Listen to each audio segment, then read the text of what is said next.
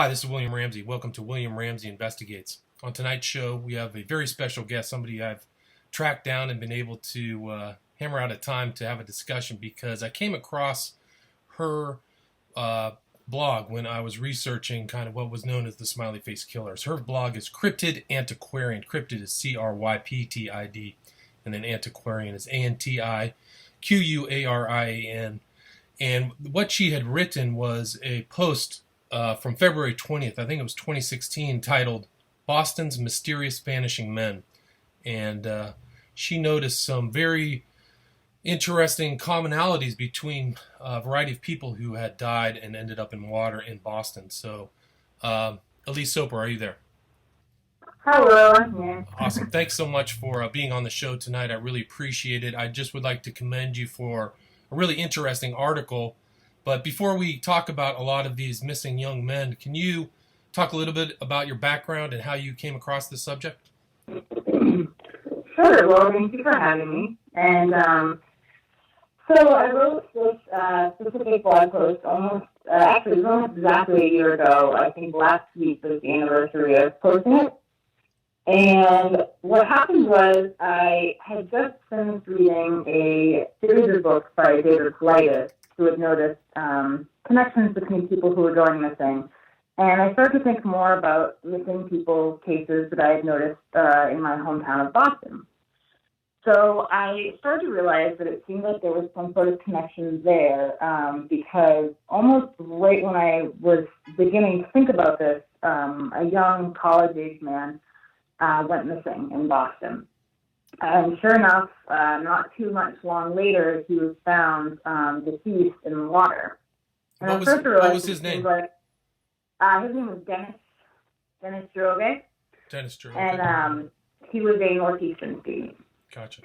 And I noticed that was what would be happening to a lot of the young men that were going missing in Boston. And it mostly seemed to be college-age men, or at least in that age range, and a lot of them had different commonalities with each other. Like a lot of them were very, very intelligent, musically inclined, stuff like that. And I was noticing that sure enough, like clockwork, they would then be found in areas of the water that had already been searched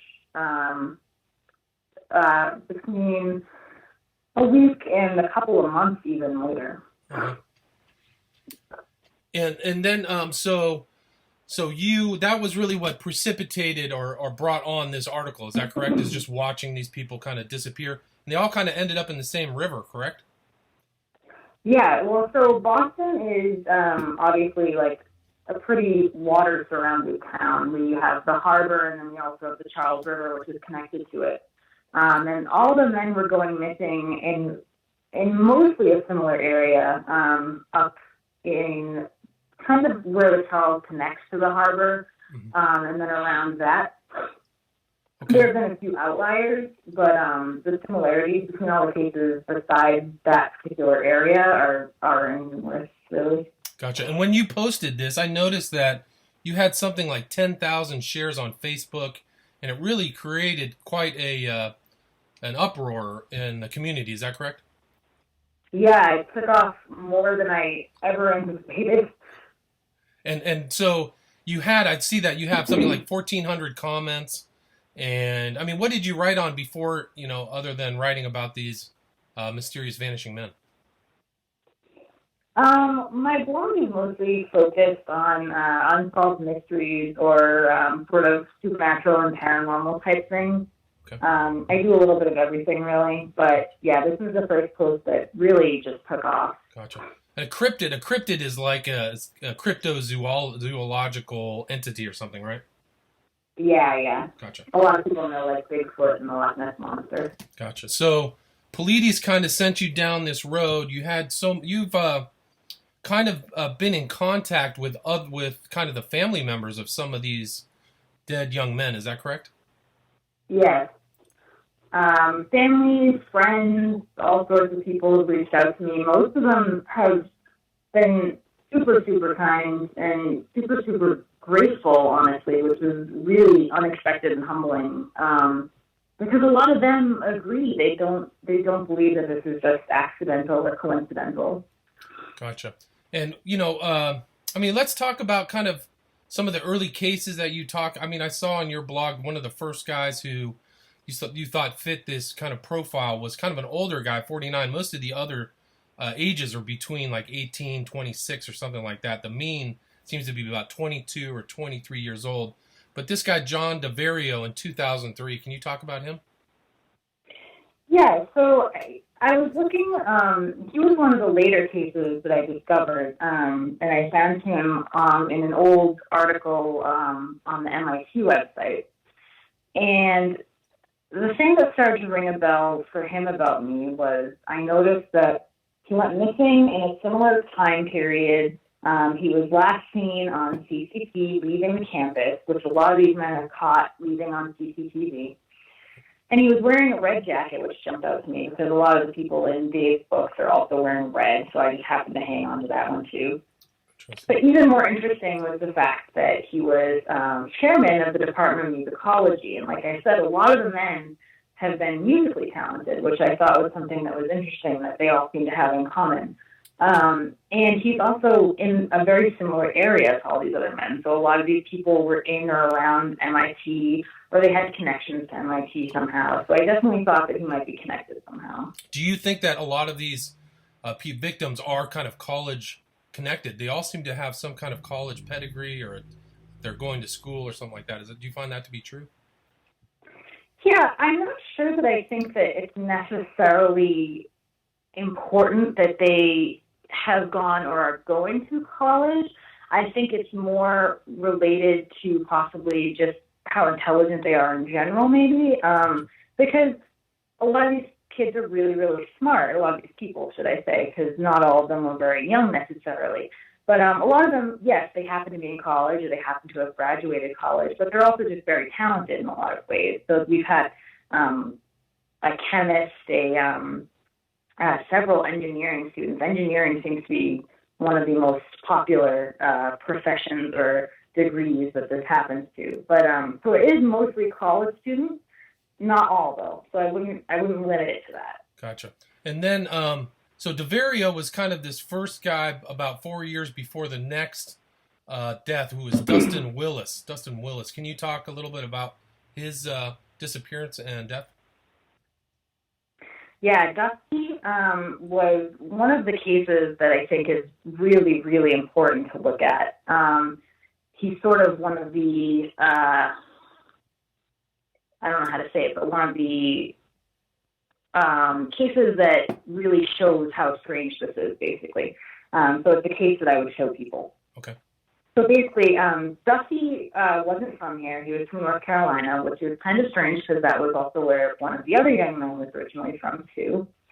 And he was a Navy man, and he was originally stationed in Virginia, but he came up to Boston. And he ended up coming up to Boston and partying.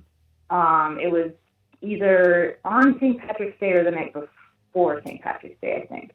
And it was a super, super blizzardy night. And he was at the Black Rose Pub with a bunch of his friends. And at around 11, they headed out of the bar, and Dustin's friends lost sight of him. Now, Dustin had been on the phone with his girlfriend various times throughout the night, and she confirmed with me personally, I actually talked to her, that he was not, super drunk. Like, he was not super intoxicated. He was talking normally and everything seemed to be fine. So his friends lose sight of him outside of the bar and can't find him anywhere. It happens in like a split second. So the girlfriend calls him back not too long after he apparently goes missing. She doesn't know that he's missing it, obviously. And a stranger answers the phone and says that he found the phone on the ground near the water. Mm-hmm. And so, of course, the search begins. They can't find anything anywhere. They have a theoretical area where if he had fallen into the water, he should have been, because it was right in that area where his phone was found, and just nothing is found. Gotcha. So about not even a week later, his body was eventually found right in that area again, steps away basically from where his phone was found. Gotcha. And police chalked it up to him being drunk and falling into the water. But the police had checked the area that he was supposedly disappeared, right? So he turned up in an area that had previously been searched. Is that correct? Yes. Gotcha. And that's a common theme in a lot of these disappearances and deaths. It's remarkable. Wow. So Definitely. So Dusty Willis, that was all the way back in 2007, and he was kind of in was he in the downtown kind of area of Boston, kind of the bar scene when he disappeared? Yeah, so he was in it's a pretty popular area. It's right near Quincy Market. It's basically right in that middle of Boston kind of area. Highly, highly populated in traffic. I mean, obviously during blizzard conditions, presumably it wouldn't be as much, but also during blizzard conditions, you have to know that there's signs that the water is nearby, and I can't imagine it would be particularly easy to just kind of walk off of a pier in that area. Right. I've been there frequently myself many times, and there's boats and stuff everywhere. You wouldn't just walk into the water. Right, and I mean the reason I ask is because some of these other disappearances and deaths are people who are in that same area, right? Kind of the downtown Boston area. Yeah, the Black Rose Bar is actually like literally 20 feet away from some of the other bars where this has happened. Okay. There seems to be a hotspot area right around there. Gotcha. So the next was a guy by the name of William Hurley. He was in 2007 2009, right? So about 2 years later after Dusty Willis. He kind of is at isn't he at another bar? So William Hurley was actually at a Bruins game. Gotcha. But a pretty similar area, honestly, not too far up. Now, Boston's not a huge city, so most things are pretty close to each other. So really, William Hurley was basically just down the street at a Bruins game. Gotcha. Interesting. And can you tell me about how he disappeared and then was found? Yeah, so William, ironically enough, was also from North Carolina, and he was a Navy man, so that's right off the bat kind of a strange coincidence. He met his girlfriend in Boston during the same stop that Dustin Willis was here. So basically the same time frame that Dustin went missing was when William Hurley was also in Boston meeting his girlfriend. So he ended up moving to Boston, and he happened to be at a Bruins game in October of 2009. Him and his friend were going together. They were really excited about it and everything. They headed in, and not very long into the game, William told his friend that he wasn't feeling that great. He was feeling kind of tired, which I immediately think is a little bit strange because Bruins tickets, they were doing pretty good at that point in time as far as I've heard from fans. And they'd be pretty expensive, and not many people, it can take a lot to make somebody want to leave that early on. Right. So he said he wasn't feeling that great, so he called his girlfriend and asked her to come pick him up. So he headed outside while still on the phone with her, and she asked where he was, and he said 99 Nashua Street, and told her that his phone was about to die. So the phone dies. She is literally right around the corner from 99 Nashua Street. She turns the corner, no sign of William. He's just not there. Just like he disappeared or he never was there. So she drives around looking all over for him, asking people if they saw him. No one's seen anything. It's crazy. So they start looking for him. At some point, the police find his cell phone somewhere smashed, and never followed up on that. Never said anything about what that meant, where exactly it was found. I couldn't find any other information on it. His body was found on the 14th, so a few days later, in the Charles River, about not particularly far from where he supposedly went missing, but basically in a straight line through the water. There was no injuries on him, so it wasn't a mugging. He wasn't missing any money or anything. No, he still had his wallet and his keys and everything on him. And it was almost like he got disconnected from the phone call and for whatever reason just made a beeline, race for water. Wow. But then they said, you wrote in your blog that the police said he had only been dead for 2 days, but he'd been missing for 6. Is that correct? Yes, so that was an interesting thing. He was missing for a total of 6 days where his body was found. And when his body was found, the Suffolk District Attorney spokesman, Jake Wark, said that he had been in the water for a couple of days. Now, that might have just been him misspeaking, and obviously I've attempted to reach out to people a few times, but most of the times in these cases, they're done with it. They don't want to talk about it anymore.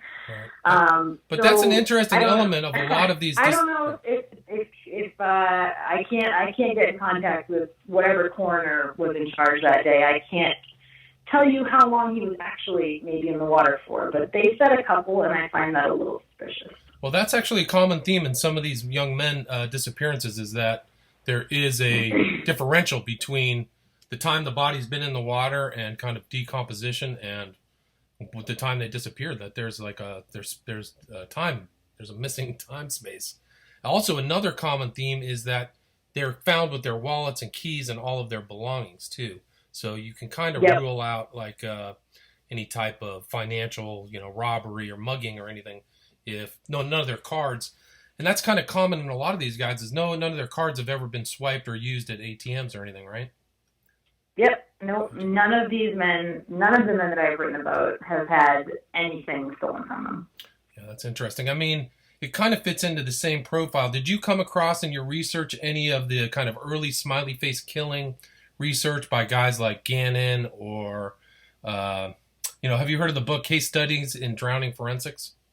I have, yes. I've actually read a lot by Gannon and Duarte and Gilbertson, right. So, you see kind of these same things. It's almost like this fits into their... Did they cover any of Boston's drowning men in their book? Any of the people you research, are they in their Case Studies in Drowning Forensics, do you know?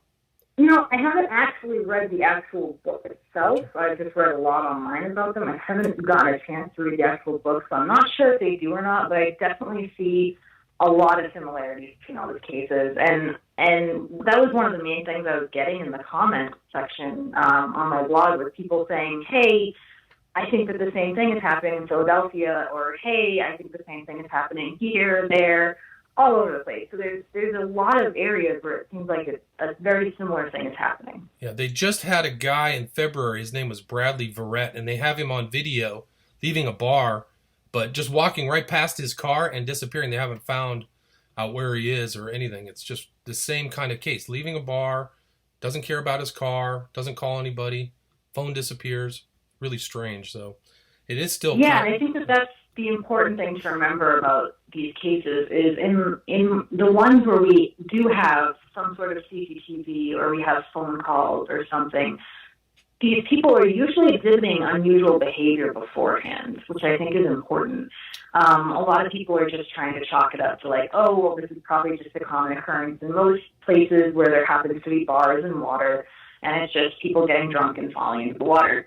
But there's so many other factors going on that when you look at them closer, I really think that it's hard to just chalk it up to that and leave it alone. It doesn't sit right with me. Doesn't fit. Yeah, same with me, because they leave their friends. They just walk away. They disappear. Their friends are looking for them. Strange things happen prior to them ending up in water. But let's get back to like some of the other cases. The next guy you cover is Eugene Losick. He disappeared on, I think, February of 2010. Yeah, so Gene actually relates a lot to what you were saying before about people who were found in the water, and the time frame just doesn't really seem to match up right. So Gene was an engineering grad at UMass Amherst, and he had a black belt in karate, which I think is also important to know, so not a great candidate to mug. He was 25 years old, and he was in Boston for a friend's party, and they were all at the Marriott, the Long Wharf Hotel, which is right on the water. It sits right on the water. So the friends all got together. They had a night of partying. They went to several bars and everything. And then they headed back to the hotel, and they were presumably partying more at the hotel. And Gene was caught on CCTV at about almost 2:30 in the morning, heading out the back entrance of the hotel. And he wasn't wearing a jacket. And mind you, it's February 20th, so it's probably cold. And he was just heading out the back door into the park. And friends are saying that he was relatively sober at the time. He wasn't like fall down drunk. And according to CCTV, he wasn't either. He was walking normally. And they surmised that maybe he had just been stepping outside for a cigarette or something. But he never came back. The next day, his girlfriend woke up, realized he had never come back to the room. The search began. Police brought search dogs. Search dogs actually led the police down to the docks and stopped at the water. So police assumed he must have gone into the water, one way or another. So divers started searching almost immediately and found nothing. So fast forward to 9 months later, which is an incredibly long time for one of these cases. And it's also important to note that this happened in February. So we're going through the entire summer with nothing being found. Gene's body is found near Rose Wharf in Boston Harbor, which is a few docks away, basically, from Long Wharf. It's not super far. It's one of the areas where the body actually moved the most, which makes sense because it was the longest time. But it's still not that far. And you'd think that if the body was just sitting around, it could have drifted out to sea or something. Also, they found the body, which I think is interesting because they must have found enough to make an ID. There's obviously no indication of what condition the body was in, but like I said, it must have been recognizable to some extent and complete enough that they're able to make an ID, which is also strange because it was, in the ocean for 9 months.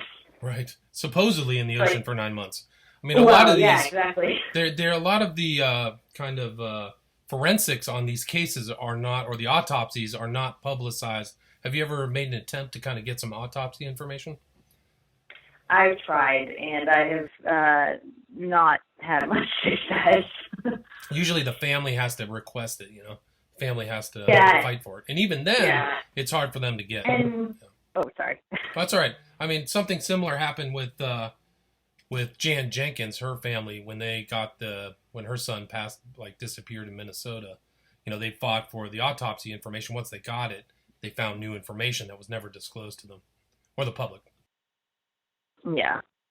And a lot of these cases, they're closed and they don't want to reopen them. They're done. They're done with it. Right, they don't want to talk about it anymore. Yeah. And that's that. So yeah, I've read a lot by Gilbertson and Gannon about, what happens to the body in the water, basically, depending on temperatures of the water and all that. And there's basically no reason that Gene's body should have been or even could have been in the water for that extended period of time through the entire summer when temperatures would have been warm enough that he would have surfaced sooner if he was still down there because of the cold. So some have suggested that it's possible that he was tied somehow to something. Weighted down or something. But isn't that area a very well-traveled area, both on land and at sea? There's boats and people coming and going pretty much constantly, right? Yeah, definitely. Yeah, gotcha. Yeah, so that's just another really bizarre, strange case.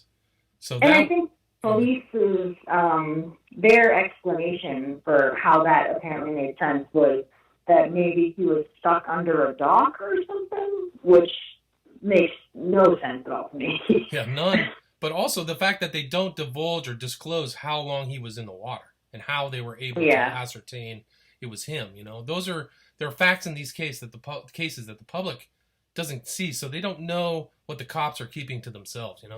So it's unfortunate that that's not disclosed. About 1 year later, there was another disappearance of a young man coming out of a bar. His name was David Mark. Can you talk about him? Yep. So David, excuse me, had a master's in geography. So again, smart guy. He went missing in 2011, and he wasn't actually from Boston. He lived in Albany, but he was visiting his sister in the Chestnut Hill area. And basically, he seemed like he was going to Boston to sightsee and visit his sister and everything. He went to Boston Deer Works near Fenway. Employees there said that they remembered him well and that he seemed in good spirits and everything, which I say because one of the explanations that some people give for these is possibly suicide. Right. So again, people said he was mysterious and he was supposed to show up at his sister's house. Again, another thing, generally speaking, and of course no one can say for sure, but generally speaking, people who are planning to commit suicide don't make plans because they know that they won't be able to keep them. So that's just another little tidbit that suggests that that's not what happens. It's also very hard to commit suicide in water because the body's natural reflexes wake people up or shake people out of it. It's a very, very unusual way to go. Yeah, definitely. So he was supposed to be visiting his sister. He never showed up. They ended up finding his car in Chestnut Hill near his sister's house, but he wasn't there. And then they pinged his cell phone near the Charleston Naval Yard, which, again, weird connections to the Navy. I don't know if it's relevant, but it's there. So they didn't find his body until about 6 days later, I think. And they found it downstream from the Andrew McCardle Bridge, which I'm guessing that they used that indicator to, again, suggest that maybe he had jumped. But the police said that there was no signs of trauma on the body and that the death was not foul play. Right. How can they prove that? I mean, they just kind of come up with that result, right? It's easy. Yeah. They say that in almost all of these cases. They basically, it seems to me they want to make sure that the public doesn't freak out. Right. No foul play, everybody calm down, forget about it. Right. So that's another tragic death. After David Mark, that was 2011. Almost another year later was the strange case of Franco Garcia, which I had read about. Can you talk about his disappearance and where they found him?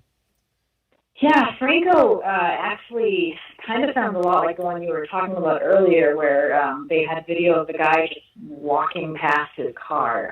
So it's a pretty similar case, and it's actually really close to home for me, literally, because it happened like practically down the street from where I currently live. Gotcha. So Franco was at a bar called Mary Ann's in Cleveland Circle, and he was hanging out with his friends. He had made plans already to go home that night and spend the night over at his friend Catherine's house. And he was hanging out with a bunch of different people throughout the course of the evening, but he did text her at 11:27 with a little reminder, "Don't leave without me." So around 12:15, friends in general lost sight of Franco. They couldn't find him anywhere. But his keys and jacket were still at the bar, so they assumed wherever he would theoretically be coming back. At 12:18, Franco was caught on CCTV by ATM's CCTV, heading towards the Chestnut Hill Reservoir in the area, which is near where his car was parked. Again, he wasn't staggering. He seemed pretty okay. His friend said that he was drunk, but he wasn't, smashed, basically. Right. So friends couldn't find him anywhere. They ended up checking phone records later, and his phone was pinged an hour later in the same area, which that is important because that indicates to me that an hour after he went missing, his phone was not in the water. Right. So wherever his phone was, it was theoretically separate from his body, or he was not in the water yet. Gotcha. So his car was found untouched the next day. So wherever he went missing, he never made it to the car. A search began, and they actually searched the reservoir almost immediately. And according to the police, they searched it very thoroughly, but they didn't find anything. Right, and it's not very far from Mary Ann's. It's probably 100 yards, maybe. Is that true? Yeah, no, it's not. No. And it's not, so this is the reservoir. This isn't even the ocean. So it's an enclosed area, pretty much. So you would think if they have divers out there looking, quote-unquote, thoroughly, if there was a body there, why wouldn't it be found? So the body is found April 11th, so a little less than 2 months later. Right. 45 sorry? days. About 45 days. Yeah. So his wallet is still on him. He's got no injuries,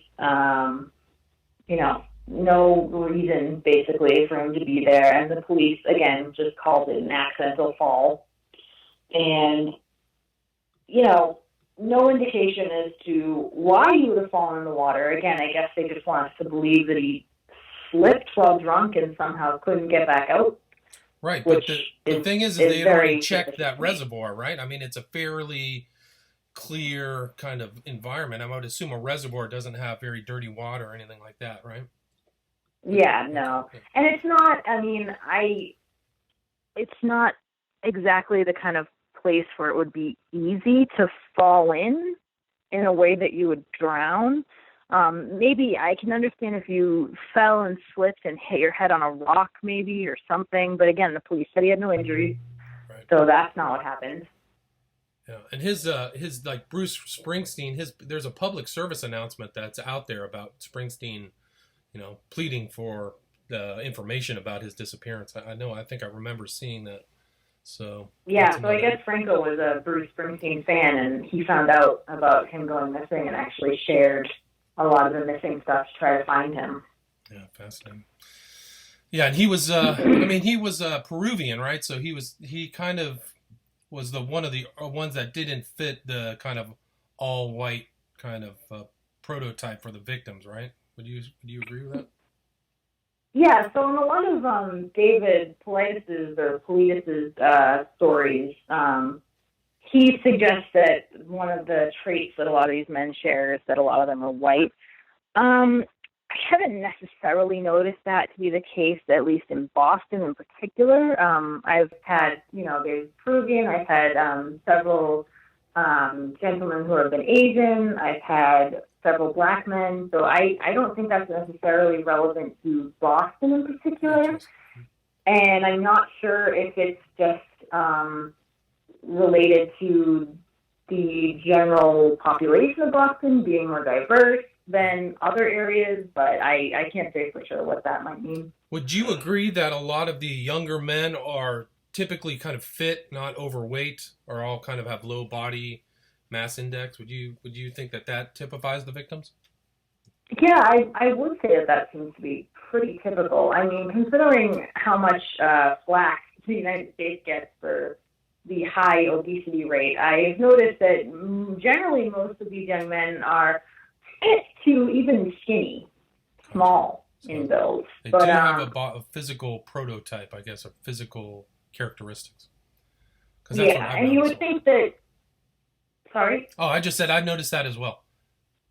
Yeah, no, and you would think that if this was just coincidence and accidents, that there wouldn't be that kind of a separation, that this would happen just as equally to larger built men. Yeah, good point. So that's just a really bizarre case. A reservoir was searched. He was found 6 weeks later. But on that same year, there was another disappearance of a 23-year-old Jonathan Daly. Can you talk about that? Yeah, so Jonathan Daly is an interesting case.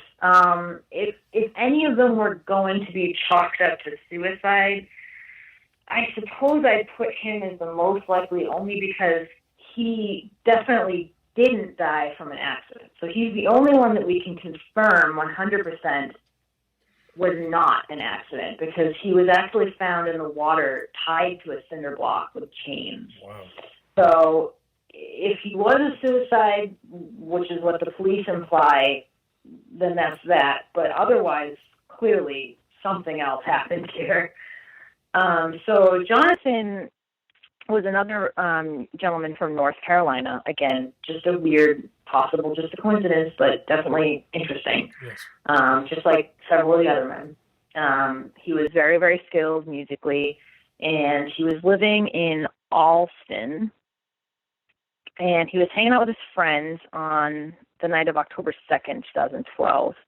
And it went about around 9, and when the friend got up the next day, Jonathan was gone. No suggestion that he was going to be going out or anything. He just wasn't there. So every item, every article of clothing, everything was left behind except for his cell phone. People called him.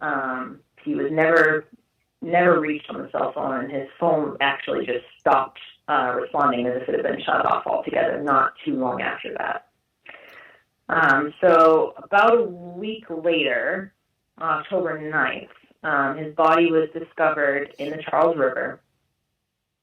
And I'm not actually sure how this discovery was made, because, like I said, the body was found still under the water, tied with chains to a cinder block. So I'm assuming that it was a rowing instructor. I'm assuming that they were just going about and happened to look down, I guess, and saw Jonathan down there, which is probably very upsetting find. But police assured the public that there was no threat to anyone else's safety, so they basically came out and said that he, in their opinion, committed suicide.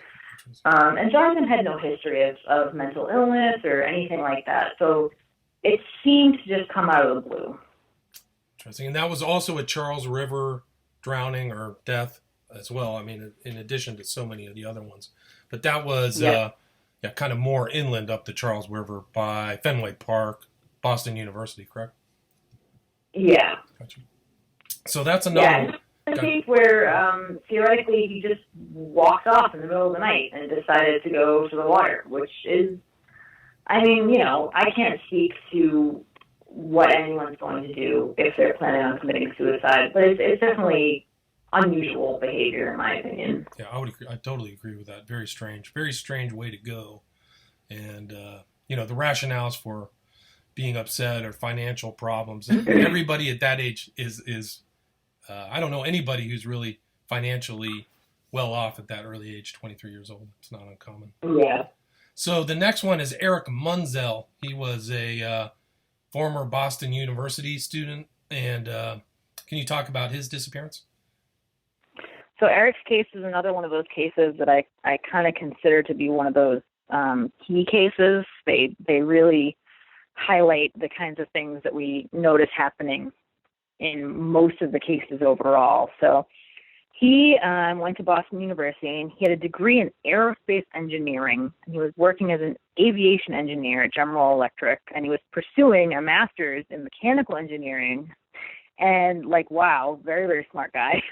So not just some silly kid generally. Of course, everybody makes mistakes, so, you know.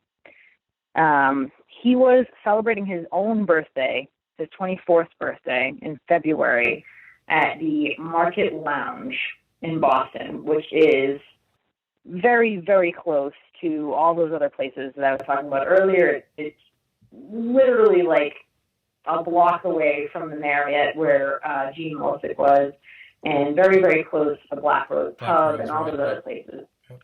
So he was celebrating his birthday, and for whatever reason, was supposedly escorted out of the bar by a bouncer at about 11:30 p.m. There's been debate about why he was actually escorted out. But regardless, he was kicked out of the bar, and it was only 18 degrees out, and again, he says, she says kind of thing, but according to the bouncer who kicked Eric out, Eric claimed he did not have a jacket.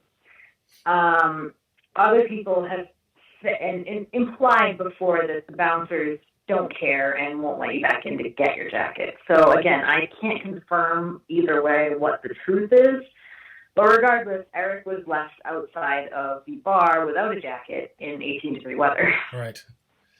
Very strange. So Well, I mean, about a yeah. half an hour after getting kicked out, his phone got pinged heading toward the harbor and not his North End apartment. Now, mind you, it's only, 11:30 to midnight, so trains would still be running at this point, and he could also get a cab.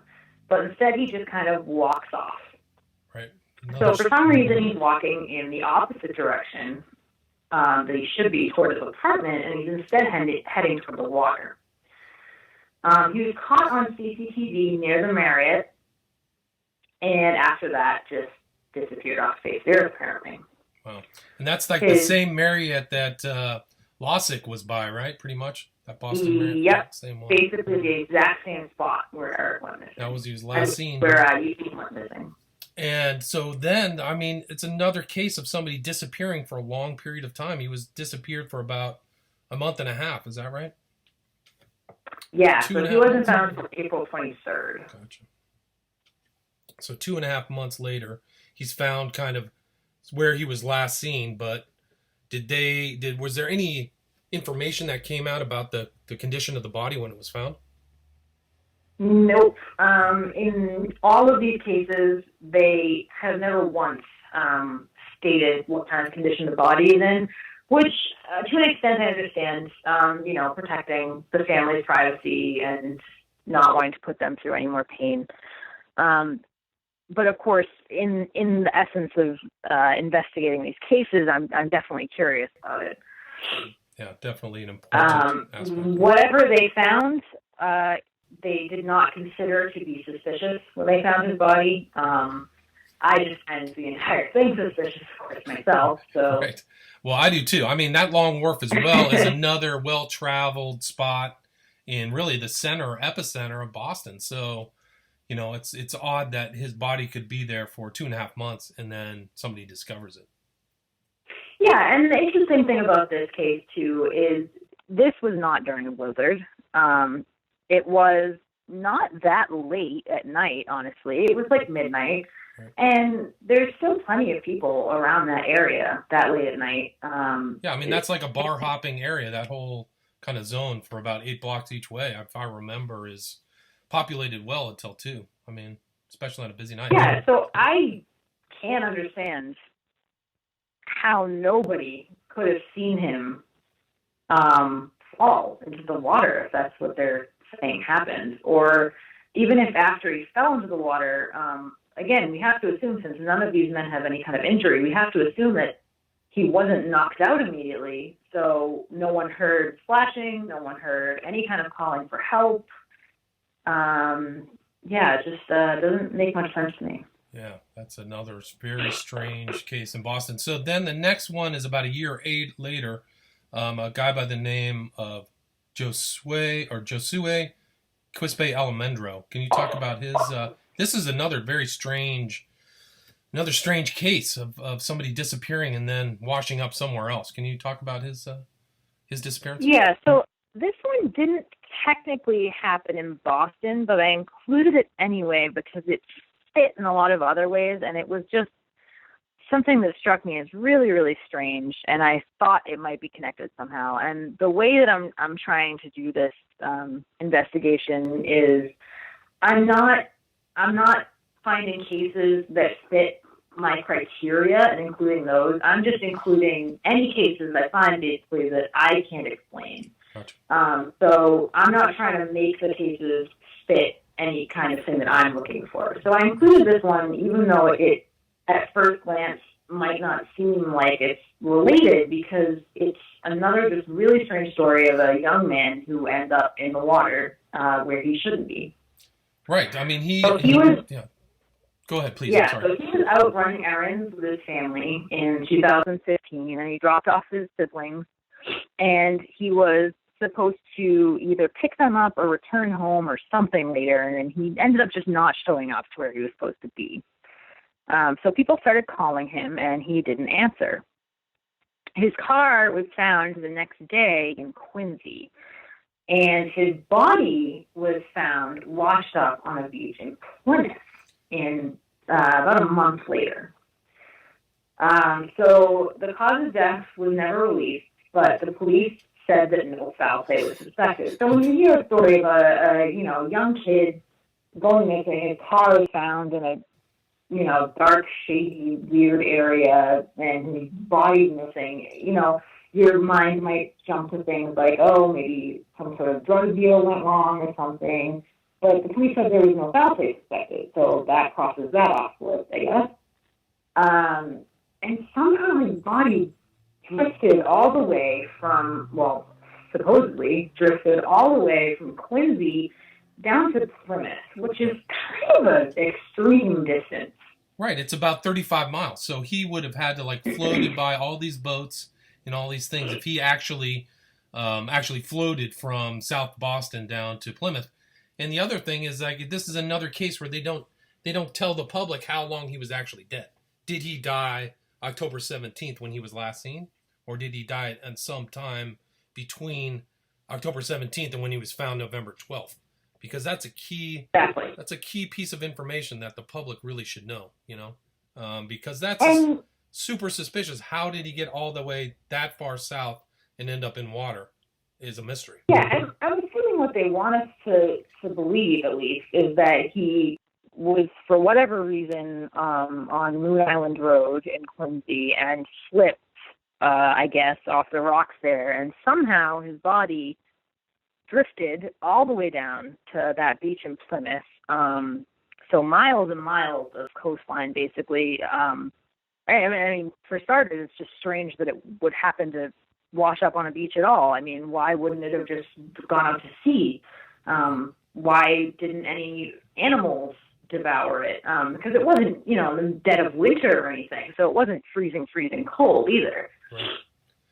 Yeah, that's a good point. I mean, it's remarkable that the police didn't say that foul play wasn't an issue. It just doesn't make any sense. It doesn't make sense to me. But that was fairly recent. Yeah, that was October 17, 2015. And then the next one you have on your list, we got two more to go. The other one is Dennis Njoroge. Can you pronounce his last name? I think it's Njoroge. Njoroge. But this is another example, while that these aren't all kind of white people. This is a guy born in Kenya. The earlier Alejandro was a Latino, but he was another 21-year-old who didn't he disappear at night again? Yes. Well, so we can't be totally sure when exactly Dennis went missing. So Dennis was a Northeastern student, and he was really into film, and he was really sporty and stuff like that. He was also really excited to start a new job at a Boston news station. And on November 29th, people remember seeing Dennis playing basketball at the Marino Center on Northeastern's campus. And all that was verified by key card swipes as well. And he talked to his mother on the phone, and she said that the conversation was totally normal. But the day after that, Dennis didn't show up for classes and did not respond to his mother calling him. They talked on the phone almost every day, according to his mother, and she knew something was wrong almost immediately when they didn't talk that day. So he probably disappeared, theoretically, sometime in the night between November 29th and November 30th. Gotcha. So it ended up being found late in December 31st. And he was spotted by a jogger in the Charles River on the Boston side, which is directly across from MIT campus. So again, another just very close to MIT, right in the Charles River. Gotcha.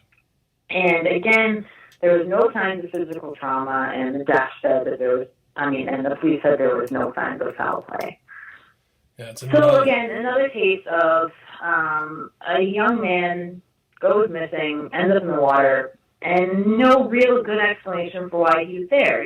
Loved ones, friends indicate that he didn't seem to have a reason or wasn't showing signs of depression or suicidal tendencies. He had future plans, a job lined up. Yeah, very unlike somebody to commit suicide. Yeah. But the other thing is, according to my reading, if the water isn't frozen over, even if somewhere temperatures between 32 and 50 degrees, a body will come to the surface at the end of 2 weeks, 14 to 20 days, just based upon all of the elements of what happens during decomposition and gases and things like that. So here you have another guy missing for 30 days, which kind of, basically you can infer that this guy was not in the water for the full 30 days, especially where he was found, which is a very, very busy part of close to downtown Boston, right? Yeah. I mean, another strange appearance. It's a well-trafficked area, and he definitely couldn't have been just, hanging out in the water for too long without anybody noticing. Right. Like, he wouldn't have lasted 2 weeks. So coming to the last person who disappeared in your excellent article, his name is Zachary Marr. I actually followed this case very closely. I have a video on my YouTube channel about the strange disappearance of Zachary Marr. So I know quite a bit about his disappearance. And if you can you talk a little bit about Marr? Yeah, so Zach actually went missing while I was writing this blog post. And his body wasn't discovered until after I had already published it. So I actually updated it with information after he'd been found, too. So this was a case that I was very, very close to because I was investigating it as closely as I could while it was occurring. So Zach was celebrating his 22nd birthday, and he was at the Bell in Hand Tavern, which is, again, really, really close to all those other areas, the Marriott, the Black Rose, the Market Lounge, right in that same area. Mm-hmm. And he was at the bar, and for whatever reason, I guess maybe for a cigarette, he went outside and didn't have his coat with him. At 1:40, he sent a text to his cousin and said, "They won't let me back in. Let's leave." And she said, okay, she's going to come out. There's been discrepancy about whether or not the bouncer honestly wouldn't let Zach in again, or whether Zach just wanted to leave and didn't even try to get back in. But there are pictures of him on CCTV right out in front, walking around clearly without a jacket. Yeah. So, I mean, yeah, either way, he went out without a jacket and wasn't, that concerned about it. And keep in mind, so I clearly remember this because I was writing it as it happened. This was extremely cold. This was like the coldest night Boston had seen in years, as far as I know. And there were literally frostbite warnings. They were telling people not to stay outside for more than like 5 minutes. Gotcha. So it was really rough out there. So she comes out, the cousin comes out, presumably not too long later, and Zach's just not there. He's gone. So CCTV and bouncers both said that he basically just walked away.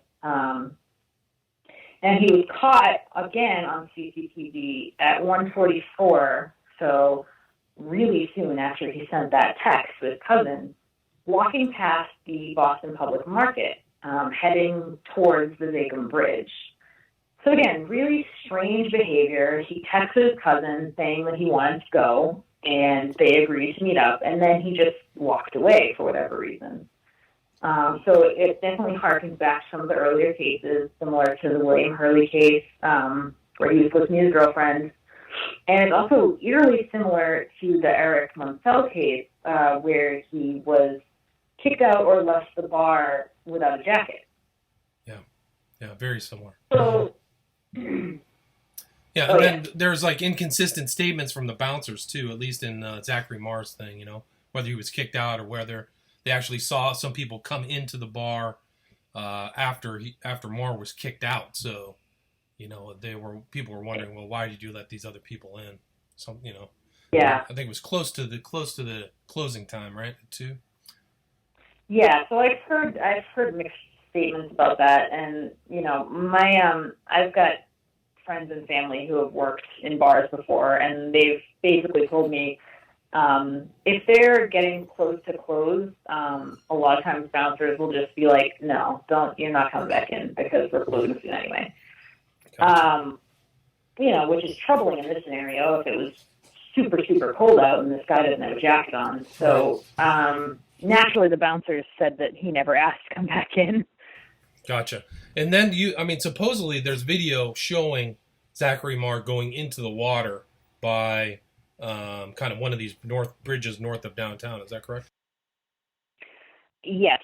So that was definitely one of the strangest things that's happened in any of the research that I've been doing. Basically what happened was the search for Zachary began, and immediately they were kind of focusing on the water because, that's just where somehow everybody ends up. And then before he was found, police mentioned that they had CCTV footage of Zachary in the area near the Zakim Bridge. And they later elaborated, after his body was found, that the footage showed him entering the water. And they specifically used the words entering. The footage has never been released, And to my knowledge, nobody has seen it except for theoretically police and possibly Zachary Marr's family. So I honestly have no idea what it shows. I'm not sure if it shows something that very clearly implies that he committed suicide, which is possible, or if it's a little more up in the air and bizarre than that. I definitely think the choice of the words entering the water is strange. Yeah, me too. And I'm not quite sure what they mean by that. I mean, it's odd though. If they supposedly had CCTV video of him going in there, why did it take another month to find his body? March 15th. Exactly, and that's where it gets really troubling for me. So this area under the Zakim Bridge is a relatively enclosed area of water, and it's literally abuts the police barracks. So it's right in their backyard. And they supposedly had footage of him entering this exact location of water, and they searched this exact location of water extensively and found nothing. Right. And they tried to say that it was due to extremely low visibility, which again I find a little difficult to believe, because even if the visibility is extremely low, it's not a huge area, and it's not super deep there. So if you're doing a thorough search, you're going to find something anyway, whether you can see it or not. Right. Yeah, it's really fascinating. Yeah. So, I mean, that's basically coming to an end of your blog. When you finished this post, like I said earlier, it was shared 10,000 times on Facebook. It was liked by a lot of different bloggers. And then you wrote another follow-up to this post. Is that correct? Yes. And then can you talk a little bit about that as we're kind of coming to the end here? We've been on for about an hour. Yeah, so I got so many messages from people, like basically a lot of people actually begging me to look into their own loved ones or relatives' disappearance or death. And I started to see a few more cases that I thought might be related, ones that I couldn't find quite as much info about, so they're not quite as extensive as the ones in my first blog post. But I wanted to include them anyway to try to kind of round things out a little bit and just get all the information that I had out there. So it's sort of a follow-up post to the original that just gives a few more possible examples of whatever might be going on here. And really, the reason I'm doing this, putting out as much info as I can, is I just want to encourage other people to also start thinking about this and talking about it and sharing ideas and trying to get to the bottom of it together, basically. Gotcha. And, I mean, can you talk a little bit about some of the more notable comments or some of the interesting information that you got from people who read the Boston's Mysterious Vanishing post? Yeah, so I've gotten, like I said, I've gotten multiple friends and relatives of some of these victims talking to me, giving me information that I couldn't even find online before, which is amazing, and super, super humbled to talk to these people. And I'm trying to first and foremost be respectful, because all of these cases are not just cases. They're people who have loved ones and had lives, and they deserve to get some kind of closure, or at least not just be written off in the way that I feel like they have been. So that's one thing that's really important to me. So are you still kind of following the cases? Are you planning any follow-ups in the future, or? I'm always watching, keeping track, making sure.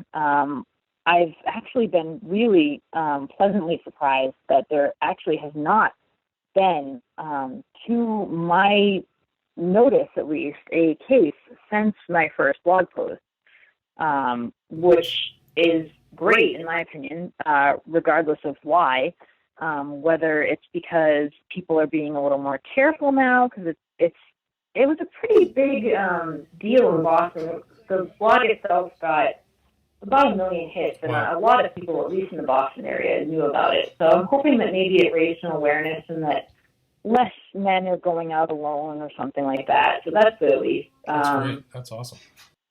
Yeah. I mean, I'll take it. You know, I don't know if it's just an indication that maybe it was just accidents and that less accidents are happening, and that's fine, or if something more sinister was occurring and maybe isn't occurring because they're afraid that we're on them. I don't know. But light has been shined, yeah. Yeah, regardless, I'm glad that it seems to be at least stopped for now. That's great. Elise Soper, can you say again where people can read your articles and kind of follow you? Yeah, so I have a WordPress, and it's called cryptidantiquarian.wordpress.com. And you can follow my blog post there. I also have a Facebook page, which is the same name, Cryptid Antiquarian. And I try to post as often as I can, anytime that I start thinking about something that really catches my attention. So awesome. Well, I really appreciate you taking the time to write that post. It's really an amazing piece of research, and I think it's very helpful, just like you said, in getting the word out. So kudos to you, and thank you very much for being on the show. Thank you so much for having me.